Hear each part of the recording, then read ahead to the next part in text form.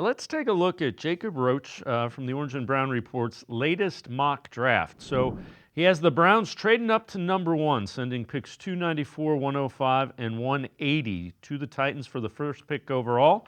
And the Browns making sure that they get the quarterback, Cam Ward, coming back at 33, a tight end, Colston Loveland, 67, left tackle from West Virginia, Wyatt Milam. Walker, an edge rusher. You got Jordan James, Ty Robinson, and you see the rest of the drafts. Let's welcome in Jacob Roach. That is his mock draft. He's from the Orange and Brown Report as well as the Barking Browns podcast. So, Jacob, you do the trade to make sure you get number one overall. I'm guessing in your mind there's a pretty big difference between Cam Ward and Shedeur Sanders then.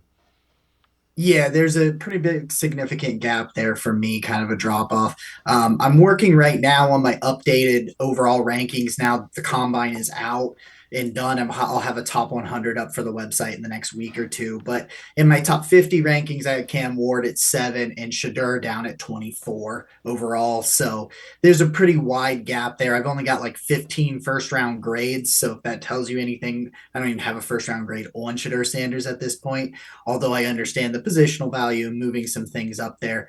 But to me, it's a one quarterback draft until you get into the second tier. You get into your Will Howards, your Jackson Darts, and things like that. So if you're going to get aggressive, you want that guy for sure. I think it has to be Cam Ward, or you're just content with kind of riding that second tier of quarterback. Let's talk about the next couple of picks. You've got Colston Loveland, tight end from Michigan, and then a left tackle, Milam from West Virginia. What do you like about those guys? Colston Loveland is kind of a dynamic playmaker. I think he's more of a wide receiver in a tight end's body. Just has some refinement issues that he needs to work on with his blocking, but he has done plenty of blocking. As we know, he's a part of that Michigan offense that won the national championship in 2023, and they ran the football a lot. So he can be an inline guy. He can split out in the slot. But I think if you go and you get your quarterback, making sure he has weapons and making sure you set him up for success, it's pivotal, especially if you're giving up, multiple picks to move up and make sure you get that guy like I did in this situation.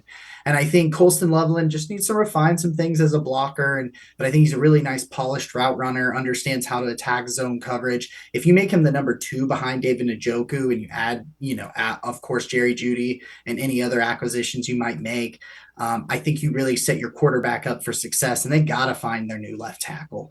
I know that people want to put Dewan Jones out there. I want to put Dewan Jones out there, but the reality is he's an atrocious run blocker. We have not seen him be successful at that at all. He was fine as a left tackle in pass protection, but I think we kind of glorified what he did because of how bad the other guys had been playing at left tackle, that I think we kind of forget that he was just kind of okay out there, and he's had 2 season-ending injuries and had some struggles with his weight. So Wyatt Milam's that kind of mauler mentality. Some people, he's got the sub 34-inch arms, they want to move him in to guard, and maybe that ends up happening down the road, but he's kind of like Wyatt Teller but in at the left tackle position, and I think he would fit in really well in this offense.